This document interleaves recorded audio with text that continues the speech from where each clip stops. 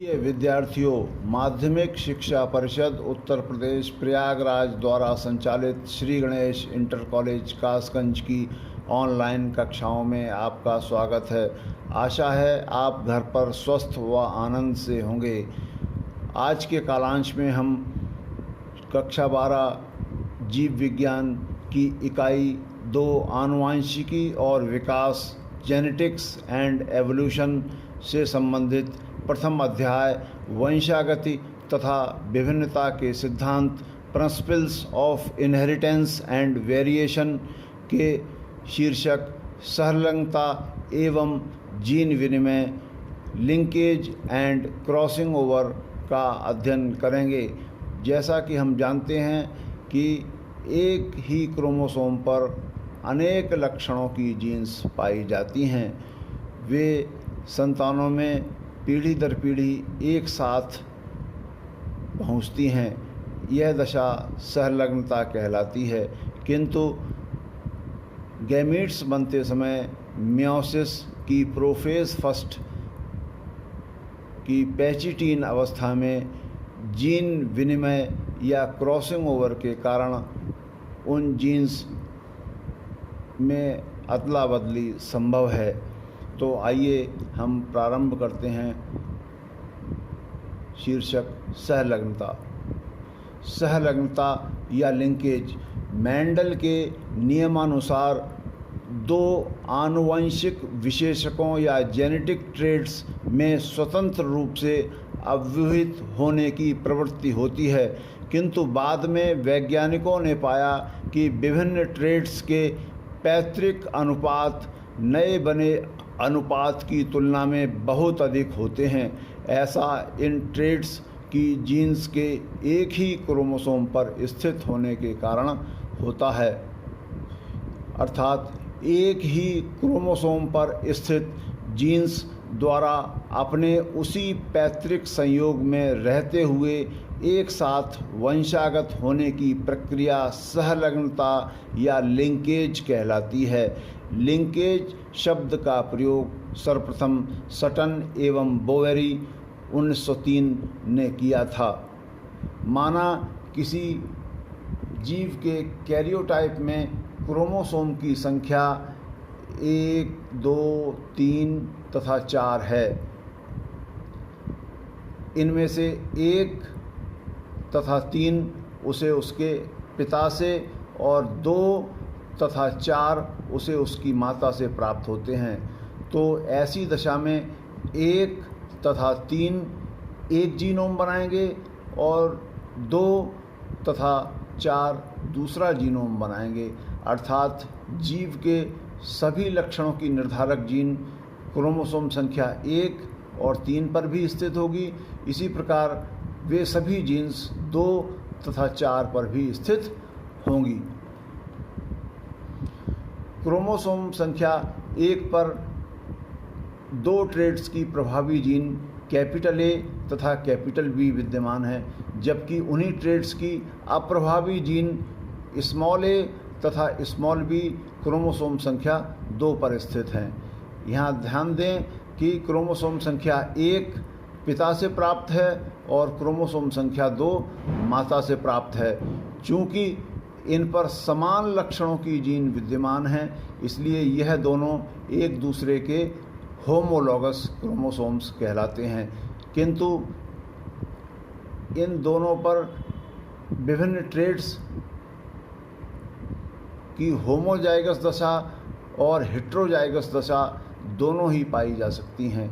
जैसे कि यहाँ चित्र में स्पष्ट है कि मान लीजिए क्रोमोसोम संख्या 1 पर कैपिटल ए जीन है और क्रोमोसोम संख्या 2 पर स्मॉल ए जीन है, तो यह दशा एक दूसरे की हेट्रोलॉगस है।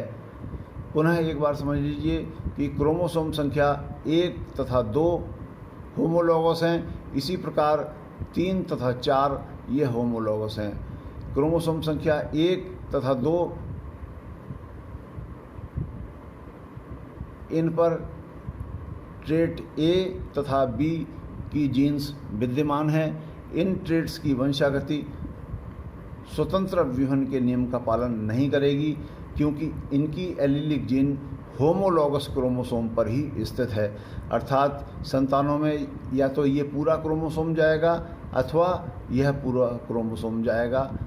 तो ए जीन सदैव कैपिटल बी जीन के साथ जाने की प्रवृत्ति रखेगी, इसी प्रकार स्मॉल ए जीन स्मॉल बी जीन के साथ जाने की प्रवृत्ति रखेगी जब तक कि उनके मध्य क्रॉसिंग ओवर न हो जाए।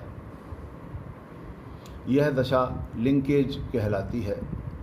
उदाहरण, बैटसन एवं पुनेट ने मीठी मटर लेथाइरस ऑडोटेरस के संकर बैंगनी पुष्प एवं लंबे लाल परागकण capital P capital L small L वाले पौधों का अप्रभावी लाल पुष्प एवं गोल परागकण स्मॉल पी स्मॉल एल वाले पौधों के साथ बैक क्रॉस कराई तो F2 पीढ़ी में निम्न प्रकार के पौधे उनके सम्मुख लिखे अनुपात में प्राप्त होते हैं।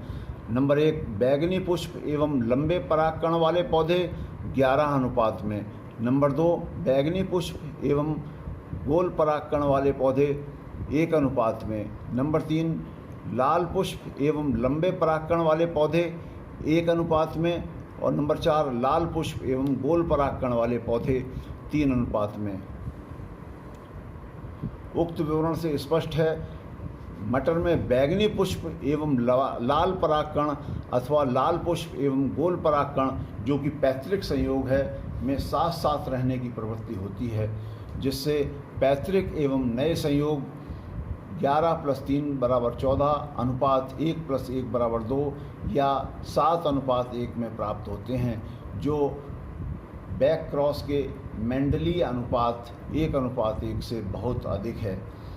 यहाँ ध्यान देने योग्य बात यह है कि जब भी हम इस प्रकार का बैक क्रॉस करवाएंगे तो सदैव अलग अलग संयोग प्राप्त होंगे, क्योंकि नए बने संयोग सदैव क्रॉसिंग ओवर के कारण बनते हैं, जो हो भी सकती है और नहीं भी।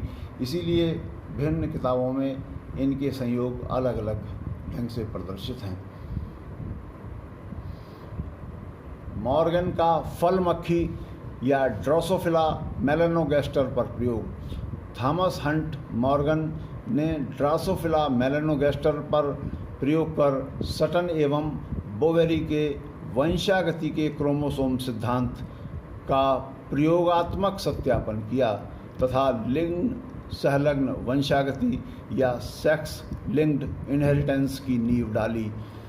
संलग्न चित्र में हम ड्रोसोफिला मेलानोगैस्टर के फ्लाइज या कीट को देख रहे हैं, जिसमें स्पष्ट देख लीजिए कि यह मेल छोटा है और मादा या फीमेल बड़ी होती है।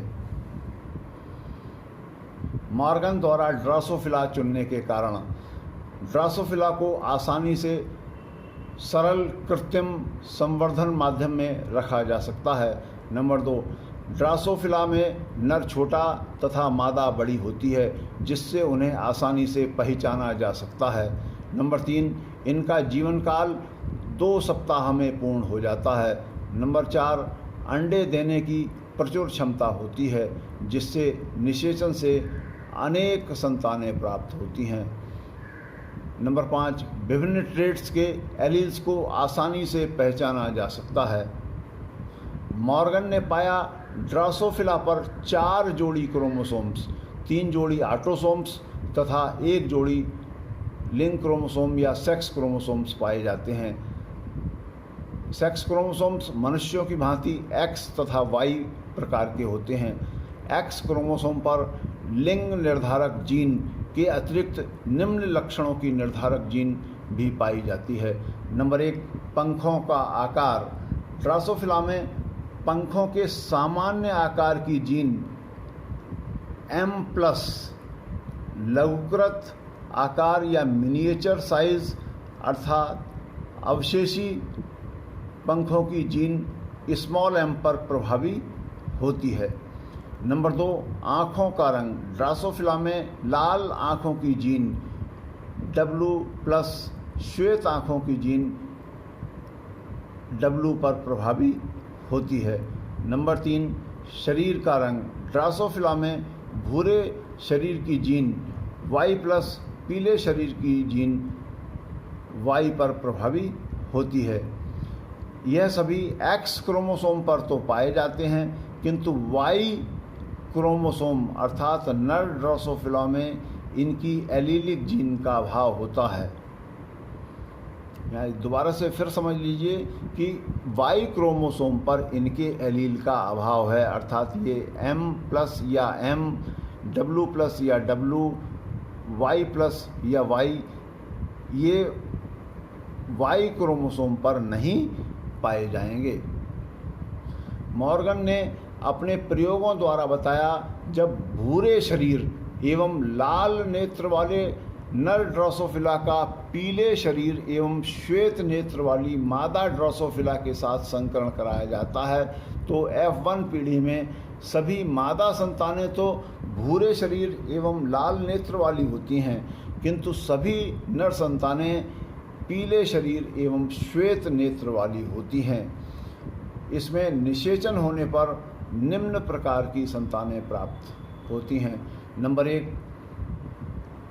भूरे शरीर एवं लाल नेत्र वाली। नंबर 2, पीले शरीर एवं श्वेत नेत्र वाली, भूरे शरीर एवं श्वेत नेत्र वाली। और नंबर 4, पीले शरीर एवं लाल नेत्र वाली। उक्त में से प्रथम 2 पितृ संयोग हैं, जो लगभग 98.7% प्राप्त हुए, जबकि अंतिम 2 नए संयोग थे जो केवल 1.3% थे। पुनः समझ लीजिए कि मादा ड्रासोफिला में पीला शरीर और श्वेत नेत्र वाला पेरेंटल मादा ड्रासोफिला, किंतु नर ड्रासोफिला जो थी वो वाइल्ड टाइप थी, अर्थात भूरे शरीर एवं लाल नेत्र वाली थी। इनमें संकरण कराने पर सभी संतानें में मादा संतानें तो वाइल्ड टाइप की हो गई, अर्थात कैपिटल Y प्रकार का भूरा शरीर एवं लाल नेत्र वाली, किंतु नर संतानें जो थीं वो पीले शरीर एवं श्वेत नेत्र वाली हो गईं। इनके मध्य संकरण कराने पर 4 प्रकार की नर संतानें और 4 ही प्रकार की मादा संतानें प्राप्त होती हैं, जो पैतृक संयोग में 98.7% तथा रिकॉम्बिनेशन में केवल 1.3% संयोग प्रदर्शित करती हैं।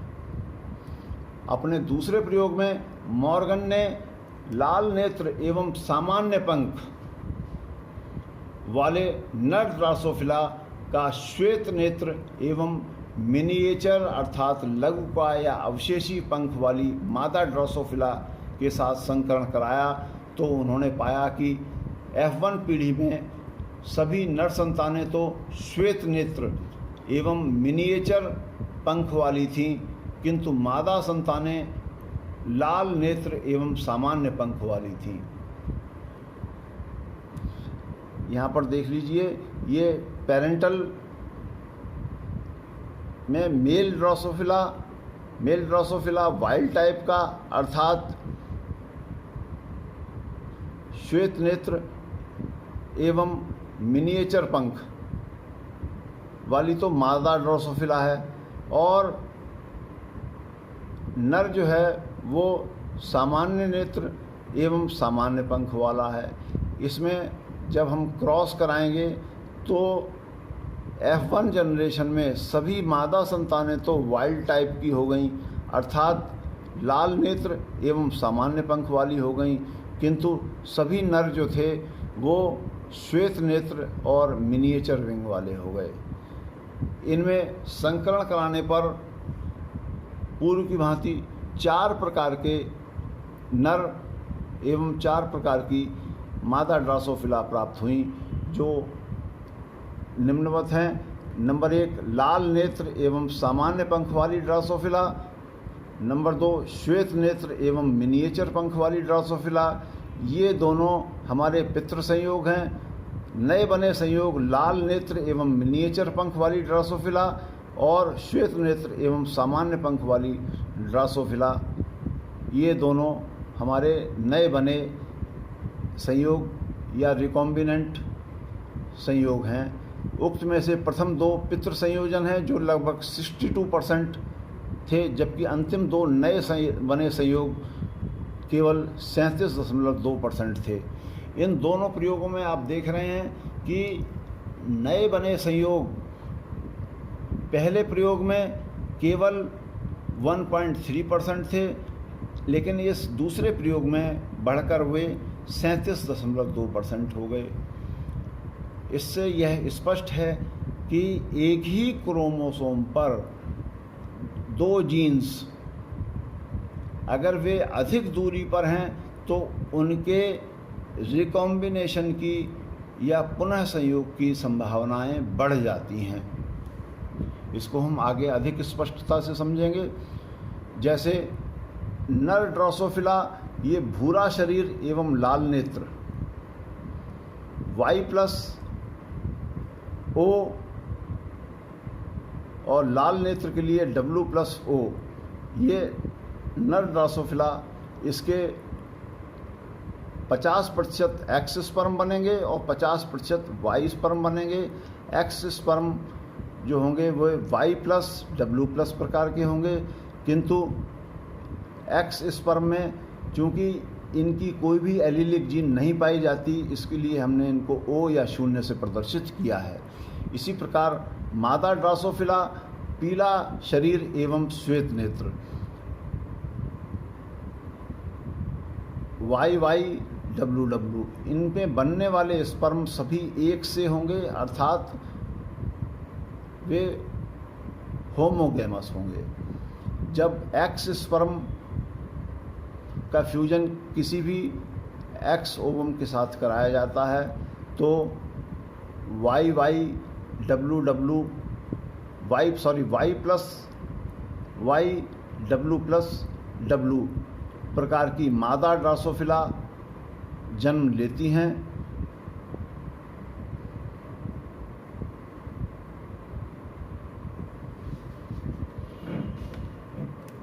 अर्थात सभी मादा ड्रोसोफिला भूरे शरीर एवं लाल नेत्र वाली संकर होती हैं। इसी प्रकार जब वाई क्रोमोसोम वाई स्पर्म का फ्यूजन किसी भी एक्स ओवम के साथ कराया जाता है तो YOWO प्रकार के नर ड्रोसोफिला अर्थात सभी में पीले शरीर एवं श्वेत नेत्र वाले ड्रोसोफिला प्राप्त होते हैं। मादा ड्रोसोफिला में 2 एक्स क्रोमोसोम पाए जाते हैं। चूँकि शरीर का रंग और नेत्र का रंग दोनों की जीन एक ही क्रोमोसोम पर पाई जाती है, ऐसी दशा में पितृ संयोग Y+W+ अथवा YW अधिक मात्रा में बनेंगे। नए संयोग अर्थात Y+W अथवा YW+ केवल रिकॉम्बिनेशन के कारण बनेंगे, जो क्रॉसिंग ओवर के कारण संभव होती है। किंतु नर ड्रोसोफिला में सभी स्पर्म YW प्रकार के होंगे, जबकि Y स्पर्म जीन शून्य होंगे, अर्थात इन पर इन दोनों लक्षणों की कोई भी जीन नहीं पाई जाएगी। इससे यदि Y स्पर्म अर्थात जीन शून्य स्पर्म का किसी भी प्रकार के ओवम के साथ फ्यूजन कराने पर ये 4 प्रकार के नर प्राप्त होते हैं। इसी प्रकार एक्स स्पर्म अर्थात YW के साथ किसी भी प्रकार की ओवम का फ्यूजन कराने पर ये 4 प्रकार की मादा संतानें प्राप्त होती हैं। यहाँ पर पुनः समझ लीजिए कि नए बने संयोग अर्थात रिकॉम्बिनेंट पैतृक संयोग की तुलना में बहुत कम बनते हैं। मॉर्गन ने अपने ड्रोसोफिला संबंधी प्रयोगों से सिद्ध कर दिखाया कि मेंडल का स्वतंत्र विहन का नियम केवल उन्हीं जीन्स पर लागू होता है जो नॉन होमोलॉगस क्रोमोसोम्स पर स्थित होती हैं। होमोलॉगस क्रोमोसोम्स पर स्थित जीन्स पर यह स्वतंत्र विहन का नियम लागू नहीं होता। एक ही क्रोमोसोम पर स्थित जीन अपने पैतृक संयोग में रहते हुए एक साथ वंशागत होने की प्रवृत्ति रखती हैं। यह प्रवृत्ति सहलग्नता या लिंकेज कहलाती है, किंतु क्रॉसिंग ओवर या जीन विनिमय के कारण एक क्रोमोसोम के जीन अपने होमोलॉगस क्रोमोसोम्स पर स्थित एलीलिक जीन्स के साथ अदल बदल सकती हैं। माना किसी जीव को क्रोमोसोम संख्या 1 तथा 3 उसके पिता से तथा 2 एवं 4 उसकी माता से प्राप्त हुए, तो यह प्रश्न आपके लिए है कि क्या उनमें अगली पीढ़ी के लिए बनने वाले गैमीट्स नर होने की दशा में स्पर्म या मादा होने की दशा में ओवम ठीक उसी प्रकार गैमीट्स में पहुँचेंगे जैसे कि माता अथवा पिता से प्राप्त हुए थे? तो इसका उत्तर सोच करके बताइए। इसका उत्तर है नहीं। मियोसिस की एनाफेज अवस्था में क्रोमोसोम्स का अनियमित विभाजन होता है। पितृ एवं मातृ क्रोमोसोम किसी भी अनुपात में स्पिंडल के ध्रुवों की ओर खिंच सकते हैं, बस वे केवल जीनोम की पूर्ति करते हैं। यह विभिन्नताओं का एक मुख्य कारण है जिससे मातृ एवं पितृ लक्षण विभिन्न अनुपात में अवतरित होते हैं। यहाँ स्पष्ट दिखाया गया है। जाइगोटीन अवस्था में लाल रंग से अभिरंजित यह पितृ क्रोमोसोम और हरे रंग से अभिरंजित ये मातृ क्रोमोसोम है। पैचिटीन अवस्था में यह दोनों मध्य से बट गए और बटने के पश्चात एनाफेज अवस्था में यह अपने अपने ध्रुवों की ओर जाते हैं, जो पिता के संयोगन की भांति शायद ही हों। अधिकांश स्थितियों में यह अलग अलग प्रकार के होते हैं, क्योंकि क्रोमोसोम की संख्या बहुत अधिक होती है। जैसे मनुष्य में 46, तो वहाँ पर 23 जोड़े बनेंगे। उनमें से 23 में से कुछ पितृ क्रोमोसोम होंगे और कुछ मातृ क्रोमोसोम होंगे। अब यही दशा जब गैमीट्स में पहुँचेगी तो वहाँ पर पितृ और मातृ संयोजन अलग अलग अनुपात में होंगे। पुनः एक बार समझ लीजिए कि यह एक बड़ा क्रोमोसोम है जिस पर अनेक लक्षणों की जीन पाई जाती हैं। क्रोमोसोम 1 तथा 2 होमोलॉगस क्रोमोसोम हैं और 2 और 3 ये नॉन होमोलॉगस क्रोमोसोम हैं। यह अपनी जाइगोटीन अवस्था में प्रदर्शित हैं। माना कि किसी जीव जाति में क्रोमोसोम की संख्या 4 है, अर्थात उसके कैरियोटाइप में 4 क्रोमोसोम हैं। उक्त में से 1 और 2 होमोलॉगस हैं, 1 तथा 2 ये होमोलॉगस हैं। इसी प्रकार क्रोमोसोम संख्या 3 और 4 भी होमोलॉगस हैं, किंतु इन पर समान लक्षणों की जीन अथवा उनके एलील विद्यमान हैं। क्रोमोसोम संख्या 1 तथा 3 पितृ क्रोमोसोम है। इसी प्रकार 2 और 4 मातृ क्रोमोसोम हैं। किसी जीव के पितृ अथवा मातृ क्रोमोसोम मिलकर जीनोम बनाते हैं, अर्थात जीव में जीनोम के 2 सेट होते हैं। 1 और 3 ये एक जीनोम और 2 और 4 मिलकर एक जीनोम। किसी जीव के प्रत्येक जीनोमिक सेट में सभी आनुवांशिक विशेषकों या ट्रेट की जीन्स पाई जाती हैं। किसी ट्रेट की कोई जीन जिस क्रोमोसोम के जिस लॉकस पर स्थित होती है, तो उसी ट्रेट की दूसरी जीन दूसरे होमोलॉगस क्रोमोसोम के समान लॉकस पर स्थित होती है। यह जीव capital A, small D, small C, E, capital F, small G तथा कैपिटल जे लक्षणों के लिए होमोलॉगस है, अर्थात दोनों होमोलॉगस क्रोमोसोम पर समान लक्षणों की जीन पाई जा रही हैं। किस किस की? ए की, डी की, ई की, एफ की, जी की और जे की। इसके विपरीत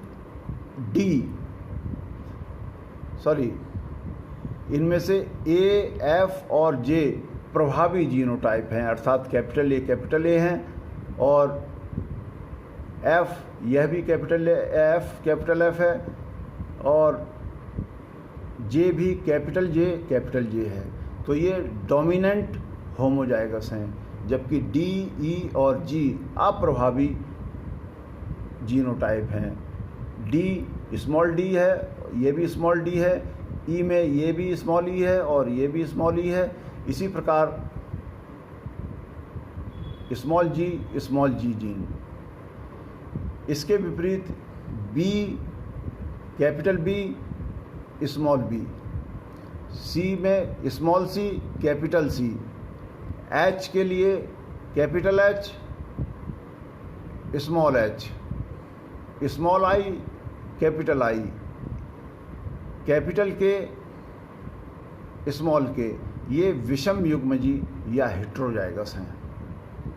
तो इस प्रकार पुनः समझ लीजिए कि एक ही क्रोमोसोम पर सैकड़ों हजारों लक्षणों की जीन्स पाई जाती हैं जो विभिन्न संयोग में हो सकती हैं।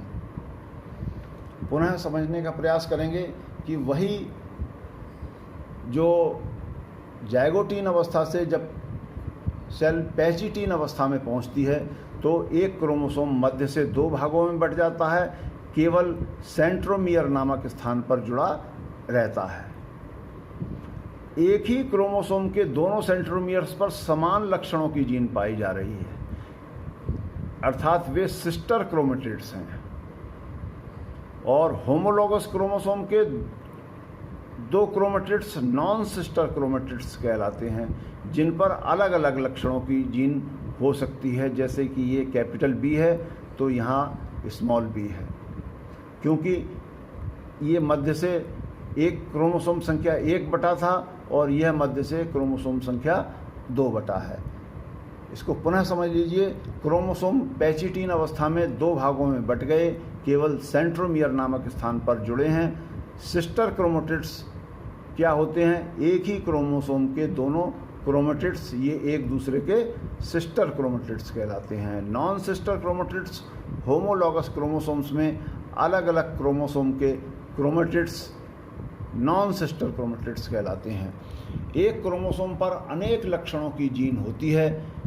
गैमीट्स निर्माण के समय वे एक गैमीट में साथ साथ जाने की प्रवृत्ति रखते हैं। यह प्रवृत्ति लिंकेज कहलाती है, अर्थात जहाँ कैपिटल ए जीन जाएगी वहीं कैपिटल बी जीन जाएगी, वहीं स्मॉल सी जीन जाएगी, स्मॉल डी जीन जाएगी, स्मॉल ई जीन जाएगी और कैपिटल एफ जीन जाएगी। इसी प्रकार जहाँ कैपिटल ए जीन जाएगी वहीं small B, capital C, small D, small E और कैपिटल एफ जीन जाएंगी। किंतु यह स्थिति नॉन होमोलॉगस क्रोमोसोम्स पर लागू नहीं होती, अर्थात capital A gene small gene के साथ स्मॉल एच या कैपिटल एच के साथ भी जा सकती है और स्मॉल एच के साथ भी जा सकती है। ये इम्पॉर्टेंट आपका शॉर्ट नोट है। जीन विनिमय या क्रॉसिंग ओवर। संतानों में एक ही क्रोमोसोम पर स्थित जीन सहलग्न जीन के पैतृक संयोग के साथ अपैतृक संयोग भी पाए जा सकते हैं। सहलग्न जीन्स के पृथक होकर अपैतृक संयोग बनाने की यह क्रिया जीन विनिमय या क्रॉसिंग ओवर कहलाती है। मॉर्गन के अनुसार होमोलॉगस क्रोमोसोम्स या नॉन सिस्टर क्रोमेटिड्स के होमोलॉगस पार्ट्स की अदला बदली या विनिमय या एक्सचेंज के फलस्वरूप सहलग्न जीन्स के पृथक होकर पुनः नए संयोग बनाने की क्रिया क्रॉसिंग ओवर या जीन विनिमय कहलाती है। जीन विनिमय या क्रॉसिंग ओवर की प्रक्रिया मियोसिस फर्स्ट की प्रोफेज फर्स्ट की पैचिटीन अवस्था में सर्वप्रथम प्रोफेज फर्स्ट की जाइगोटीन अवस्था में होमोलॉगस क्रोमोसोम्स, जिनमें से एक माता का और एक पिता का होता है, एक दूसरे के समीप आकर जोड़े बनाते हैं। यह क्रिया सिनेप्सिस कहलाती है। तत्पश्चात पैचिटीन अवस्था में होमोलॉगस क्रोमोसोम्स मध्य से दो भागों में बंटकर 4 क्रोमेटिड्स बनाते हैं, जो केवल सेंट्रोमियर नामक स्थान पर जुड़े होते हैं। लगभग इसी समय होमोलॉगस क्रोमोसोम्स के नॉन सिस्टर क्रोमेटिड्स स्थान स्थान पर आपस में जुड़ जाते हैं। यह स्थान कियाज़मेटा कहलाते हैं। इन्हीं कियाज़मेटा पर नॉन सिस्टर क्रोमेटिड्स के होमोलॉगस भागों की अदला बदली अर्थात जीन विनिमय या क्रॉसिंग ओवर होता है। क्रॉसिंग ओवर या जीन विनिमय का महत्व जीन विनिमय से स्पष्ट है। नंबर 1, जीन्स क्रोमोसोम पर एक रेखीय क्रम में पाई जाती हैं। नंबर 2, क्रॉसिंग ओवर से विभिन्नताएं उत्पन्न होती हैं।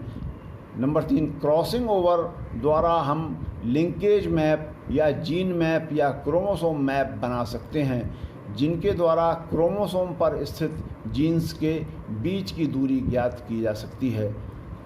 क्रॉसिंग ओवर की फ्रीक्वेंसी या दर लिंक्ड जीन की दूरी के समानुपाती होती है, अर्थात क्रॉसिंग ओवर या रिकॉम्बिनेंट बनने की दर जितनी ज़्यादा होगी, लिंक्ड जीन की दूरी उतनी ही अधिक होगी, और जितनी कम होगी उसमें लिंक्ड जीन उतने ही समीप स्थित होंगे। अगला बिंदु है, जीन्स को मैप इकाई दूरी पर क्रोमोसोम पर प्रदर्शित किया जा सकता है। मैप इकाई को सेंटीमॉर्गन में दर्शाते हैं। एक मैप इकाई 1% रिकॉम्बिनेशन को प्रदर्शित करता है। तो आज के कालांश में हमने लिंकेज तथा क्रॉसिंग ओवर के विषय में जानकारी प्राप्त की। कल के कालांश में हम इसी अध्याय का अध्ययन आगे जारी रखेंगे। धन्यवाद।